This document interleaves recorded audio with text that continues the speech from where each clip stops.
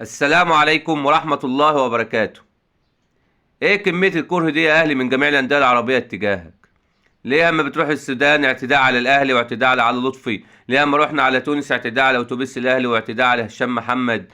ليه كمية الكراهية دي من جميع الاندية العربية اتجاه النادي الاهلي خصيصا؟ ليه يعني مثلا الزمالك هيروح اهو خلاص هيلعب في تونس، مش هنسمع عن احداث الشغب دي؟ ليه هي مع الاهلي بس يا جماعة؟ عايزين نعرف السبب، يعني الناس تفسر لنا ليه اشمعنى الاهلي بيحصل معاه كده؟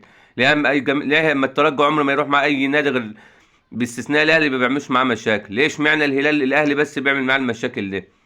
الاجابه واحده يا جماعه، لان الاهلي عقده لجميع الانديه دي كلها.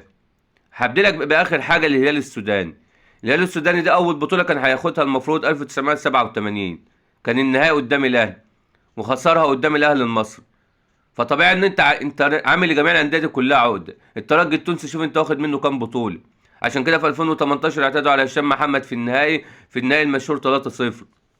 وكان المفروض الاهلي ياخد موقف، بس الاهلي قعدت تقول لك احنا اخوات واحنا مش عارف ايه، وانا شايف انا مش متفق تمام مع اداره النادي الاهلي. انا شايف الاهلي يبدا بموقف زي ده بتاع الهلال السوداني اخر مباراه والاعتداء على لطفي، والفيديوهات موجود، ويتاخدوا موقف يا جماعه. مش هينفع كده في كل مباراه نروحها.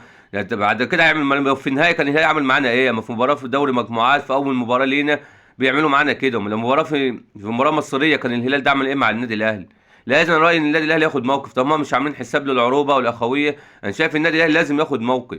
انت ممكن معرض انت تلاعب فريق عربي منهم في الدور قبل النهائي وفي النهائي، هيعملوا معاك ايه؟ هي الناس كلها يا جماعه حقودة على النادي الاهلي، لان النادي الاهلي ناجح زياده عن كل الانديه. النادي الاهلي اكثر نادي في افريقيا واخد دوري ابطال افريقيا، اكثر نادي واصل لكاس العالم للانديه. النادي الاهلي لسه جاي من المغرب بيلعب ريال مدريد. فالاهلي في مكانه تانية، وما شايفينك نادي عربي زيك زيهم، ليه انت متفوق عليهم كده؟ فبدل ما هم يشتغلوا على نفسهم ويطوروا من نفسهم، لا انا ازاي اطلع غلي في المشاجرات، في ان انا اعتدي على لعيبه النادي الاهلي. شفنا كلنا الفيديو الاعتداء على علي لطفي، ازاي فيديو زي ده يعني يعدى؟ انا مش مع مجلس الاداره ان هم يعملوا، يقول لك عشان خاطر الاخويه. لو هم كده هم مش عاملين حساب للاخويه. انت لما بتروح الترجي عملوا معاك نفس الحاجه مع الهلال، الموضوع بيزيد عن الحد. انا شايف الاهلي لازم ياخد موقف. مش انا بقول لك هما كله بيعمل كده ان انت ناجح. بقول لك الهلال اول بطوله كان هياخدها افريقيا 1987 خسرها بسبب وجود النادي الاهلي في القاره. الزمالك ليه على طول شال منك؟ ليه انت على طول السبب ان الزمالك خسران بطولات معظمها خسرانها قدامك انت يا اهلي؟ ليه الترجي التونسي لما رحنا اعتدوا علينا واعتدوا على هشام محمد والفيديوهات موجوده على اتوبيس النادي الاهلي؟ لان انت مخسر الترجي، انت مخسره في 2001 مساعد عبد الحفيظ لو كلكم تفتكروا، في قبل النهائي مخسرينهم 2012. بطولات كتيره رايحه عليهم بسببك انت، عارفين ان هم لو لعبوا كوره بس مش هيغلبوك، فازاي هم يعملوا عمليه ارهاب للنادي الاهلي؟ فهم على طول لازم اعتداء على النادي الاهلي. اتوبيس على الترجي يعتدوا على الاتوبيس، الهلال يعتدوا على لطفي واعتدوا على محمد الشناوي داخل المباراه، وشايفين كلها فيديوهات بعد المباراه ولا كانهم فازوا بدوري ابطال افريقيا ده كانت مباراه كلها بثلاث نقط. فيوريك كميه الحقد من جميع الانديه يا جماعه العربيه تجاه النادي الاهلي، وده لازم كله يبقى واخد باله منه. الموضوع واضح وضوح الشمس. هو شايف الاهلي لازم ياخد موقف، ده مش هيتم يسكت على طول على الاعتداءات اللي بتحصل دي. هي مباراه بقول لكم ثلاث نقط ومبروك للهلال، لكن الاعتداءات دي هتعديها ازاي؟ لو لعبناهم تاني في قبل النهائي ولا في النهائي هيعملوا معانا ايه؟ فالاهلي انا شايف واجب ان هو ياخد موقف اتجاه اللي حصل مع الكابتن علي لطفي. ايه مش فاهم انا ليه يا جماعه؟ ما الانديه ما تشتغلوا يا جماعه على نفسكم، ما لما انتم مطلعين حقدكم على النادي الاهلي ما تشتغلوا على نفسكم وتطوروا من نفسكم. شوف الاهلي وصل لكده ليه، تشوفوا يعني خدوا بالاسباب. لكن الاهلي لازم ياخد موقف. اللي حصل مع علي لطفي ده المفروض ما يعديش. وما بقول لكم كل الانديه حقود على النادي الاهلي بسبب اللي وصل له. الاهلي بعيد عن كل الانديه الافريقيه والعربيه بصفه عامه. الاهلي في مكانه لوحده. وعشان كده الغيره واللي بنشوفه كل مباراه نروحها مع الترجي لازم يحصل مشاكل. مع الهلال السوداني اهو شفنا اللي حصل، المباراه كمان كانت بدون جمهور، مش عارف لو بجمهور كان حصل ايه. انا بقول لكم الحقد ده لازم الاهلي يتخذ اتجاهه اي موقف، لان كده الموضوع هيزيد عن الحد واحنا لسه داخلين على مباراه مهمه. انت لو لعبتهم في قبل النهائي ولا في النهائي مش عارف هيعملوا معاك ايه. نطلع من الموضوع ده، ندخل على الموضوع المهم بقى. انت داخل مباراه بكره ان شاء الله، مباراه اسوان يا جماعه. ومباراة انت عندك مباراة يوم الثلاث بكرة مع اسوان، بعدها مباراة يوم السبت مع صن داونز في القاهرة. ودي بالنسبة لي اهم مباراة في دوري المجموعات، هتبقى مباراة صن داونز في القاهرة. ليه مش في جنوب افريقيا؟ يا جماعة في دوري المجموعات دي اهم حاجة ان انت تاخد التسع نقط اللي على ملعبك. يعني انت انا بقول لك تكسب هنا واخسر هناك هتوصل برضه، بس معاك تكسب المباريات اللي على ملعبك. فدي مباراة اقوى مباراة على ملعبك هتبقى مباراة صن داونز. وبقول لك انت لو وصلت تسع نقط وخدت نقطة من الكاميرون هناك ولا حاجة توصل 10 نقط، انت خلاص وصلت. لا الهلال هيوصل ل 10 نقط، ولا بقول لكم اهو، ولا زي القطن الكاميروني هيوصل ل 10 نقط. القطن خسران المباراه اللي فاتت على ملعبه من صن داونز 3-1، فده ما عرفش يفوز على ملعبه، هيجيب ال 10 نقط منين؟ مستحيل يجيب 10 نقط. والهلال نفس النظام، مش هيوصل ل 10 نقط. فانت فوز 3 مباريات اللي على ملعبك، متعادل بس مع القطن كفايه، واتغلب من صن داونز في جنوب افريقيا برضه هتوصل. فبقول لكم عشان كده مباراه صن داونز في القاهره هي اهم مباراه بالنسبه لي في دوري المجموعات للنادي الاهلي. وتذكروا كلامي ده. فانا واجب على النادي الاهلي، انت راجل جيت من المغرب راح على السودان، جيت على القاهره رحت على السودان، من السودان رحت على اسوان، من اسوان هتيجي على القاهره وعندك مباراه يوم السبت. فواجب على كولر بكره بالنسبه لي تدوير اللعيبه، لازم تريح اللعيبه اللي هي معروف انها هتعمل مجهود كبير في ماتش سان داونز، واللعيبه اللي المفروض انها مرهقه. يعني هيبداوا بحراسه المرمى، احنا شايفين انا رايي انه لازم يريح محمد الشناوي، ياخد مباراه زي اسوان دي يدي لعلي لطفي حتى يخرج من المود اللي هو فيه، ويلعب مباراه قدام اسوان ينسى اللي حصل ويخش في جو المباريات. انا رايي لازم علي لطفي يلعب مباراه اسوان وتريح محمد الشناوي، خصوصا بعد الجون اللي دخل فيه بسببه، فياخد نفسه كده. يا جماعه مباراه سان داونز دي لسه داخل على مباراه قويه كتير، فيدي لعلي لطفي. بالنسبه لي رايي علي لطفي ياخد، علي لطفي يا جماعه حارس كويس، وياما لعب في النادي الاهلي وساد وشفناه كان قد المسؤوليه. قلب الدفاع اللي مين اللي عليه الدور المفروض يريح، ورايح متولي الماتش اللي فات، يبقى المفروض المباراه دي يريح محمد عبد المنعم. انا رايي يلعب متولي وياسر ابراهيم، ويريح عبد المنعم المباراه دي، يبقى يبدا متولي وياسر ابراهيم. طبعا كلك يعني في جو المباريات انت مش جايب لعيبه من البيت هتلاعبها، ده اللعيبه كلها رجلها في الملعب اذا كان متولي او ياسر ابراهيم. لان انا رايي مباراه سان داونز هتبقى متولي وعبد المنعم، فمين اللي المفروض كده يريح؟ متولي مريح المباراه اللي فاتت، يبقى الدور على عبد المنعم هو اللي يريح. فانا رايي اللي يلعب مباراه زي دي متولي وياسر ابراهيم. ظهير ايمن يلعب خالد عبد الفتاح. محمد هاني محتاج يريح، شفناه المباراه اللي فاتت نزل نص ساعه وكانش قادر يقف على رجله. انا شايف محمد هاني محتاج يريح عشان الارهاق، هذا انت هتحتاجه جامد في مباراه سان داونز، لان مباراه سان داونز هتبقى اكتر حاجه فيها هي القوه البدنيه، يعني التحامات بدنيه كتير، معروف جنوب افريقيا معروفين باللياقه البدنيه. فانا رايي خالد عبد الفتاح يلعب في الظهير الايمن، وراح محمد هاني. الظهير الايسر لازم اكتر من الظهير الايمن. يعني انت عندك تلعب محمد هاني بس ما تلعبش علي معلول، علي معلول ده اول واحد لازم بالنسبه لي لازم يريح، ويلعب محمد اشرف باك شمال مباراه زي اسوان. يا جماعه الدوري حتى لو خسرت مباراه، انت الدوري كبير لسه قدامك فرصه تعوض لو خسرت، لكن الافريقيا هم كلك 6 جولات، لو ما لحقتش نفسك تطلع بره افريقيا. لكن الدوري انت بتعوض، انت كده فرق، الدوري فرق عن جميع الانديه. وما بقول لك انت مش هتلاعب لعيبه جايه من البيت، لا محمد اشرف ما لاعب نادي الاهلي واكيد هيبقى على قد المسؤوليه. فانا شايف واجب انه يريح علي معلول مباراه زي دي. في قلب الدفاع انا رايي في نص الدفاع اسف، هو كده كده عمرو السولية هيغيب للاصابه، لسه ربنا ما عفاهوش منه. يبقى يلعب من رايي حمدي فتحي مع مروان عطيه، يريح اليو ديانج او يريح حمدي، يعني يبدا باليو ديانج ومروان او حمدي ومروان. وخصوصا ان الاثنين بقى لهم مباراتين مش في مستوى، اذا كان حمدي او اليو ديانج، خصوصا اليو ديانج. خصوصا اليو ديانج متسبب في جون في الريال، وبعده في فلامينجو تسبب في هدف.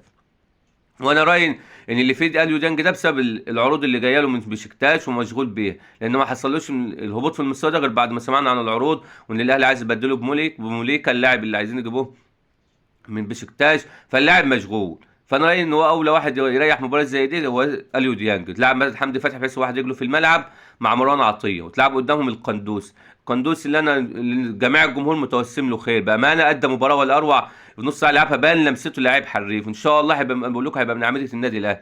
انا ليا نظره في اللعيبه الحمد لله، اللاعب ده بقول لكم هيبقى من اعمده النادي الاهلي، وان شاء الله هيبقى زيه مقامه من علي معلول مع الوقت، خصوصا انه لسه لاعب صغير في السن. انت تلعب حمدي ومروان يلعب قدامهم القندوس، يلعب حسين الشحات وينج، وعلى الجانب الاخر يلعب قادر ويلعب طاهر، لان طاهر كده احنا مش عايزينه في مباراه سان داونز. بالنسبه لي انا ملوش هيبقى له دور في مباراه سان داونز، يبقى له دور في مباراه سان داونز هناك في جنوب افريقيا، لان انت هتبقى عايز تدافع اكتر. لكن في مباراه مصر انا شايف طاهر ملوش اي دور في المباراه اللي هتلعب في مصر. فانت تلعب حسين الشحات وطاهر في مباراه اسوان عادي، تلعب طاهر دي ما فيهاش مشكله في مباراه زي اسوان. وتلعب راس حربه بقى، عايز تلعب بيرسي تاو لاعب، عايز تلعب شادي حسين. بالنسبه لي انا لو بتاخد رايي انا بقول لك شادي حسين اول واحد ياخد.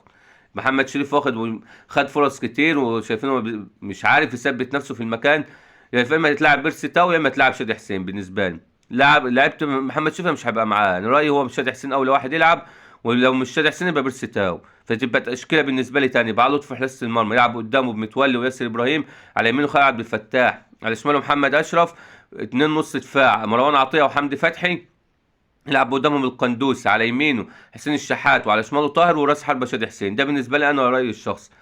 لو بقى هتعمل انت حاجه تانية تطلع شادي تنزل بيرسي تاو، ده ما فيهاش خلاف، لكن تلعب محمد شريف انا مش متفق معاه. انت ضد محمد شريف، محمد شريف انا مش شايفه، مش لعيبه بتقف يا جماعه تقف على الكوره، وده الف ب لعيب كوره يا جماعه، لازم يبقى محطه بيعرف يقف على الكوره، وبنزيما وليفاندوفسكي مميزين ليه عن بقيه فراوده العالم، هي ميزتهم كلها بيعرفوا يقفوا على الكوره وبيلعبوا اللي حواليه. لكن دي مش في محمد شريف. محمد شريف عايز يجري في مساحات وبس، والله اعلم بقى هيجيب الكوره مش هيجيبها انت وحظك. لكن انا شايف شادي حسين افضل من محمد شريف، وبيرسي افضل من محمد شريف.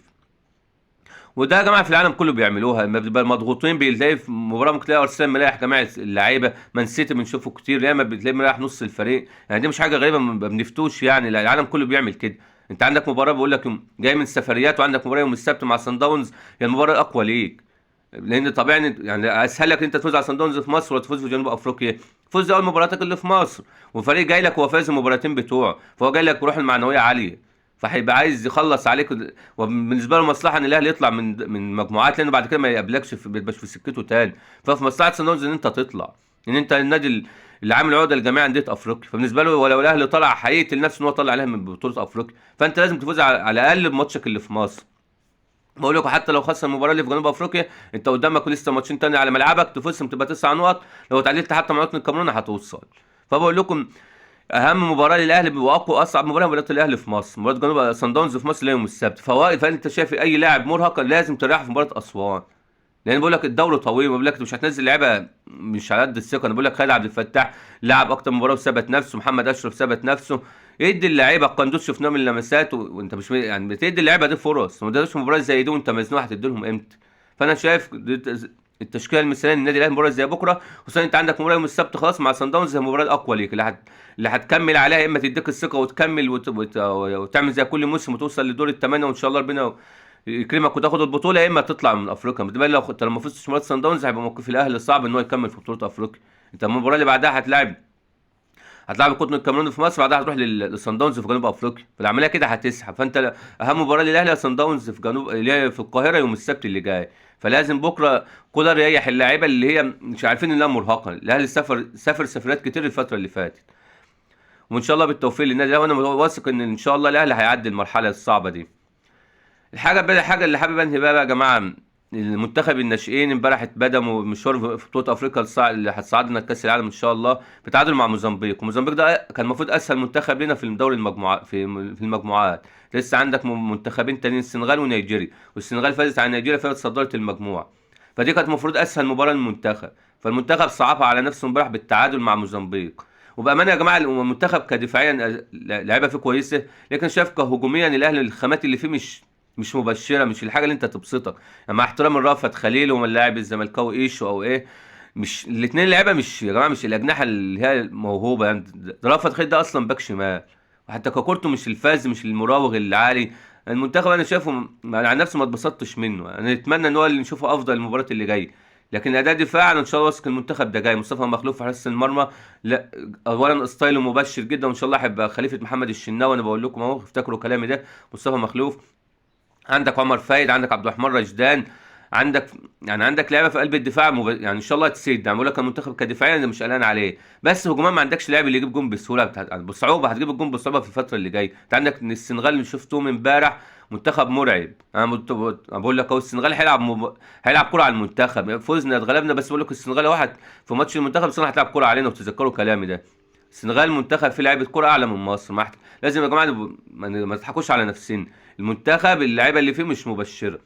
منتخب اللعيبه الهجوميه شاف رأفت خليل مش اللي هو يلعب جناح منتخب، لاعب مش ما عندوش المهارات الفذه يعني، ولا ايشه مع احترامي ليه. بس نتمنى ان احنا نكون ظالمينهم المباريات اللي جايه قدوا احسن. لكن المنتخب صعبها على نفسه، بس ان شاء الله بالروح وبدعم الجماهير يعدوا.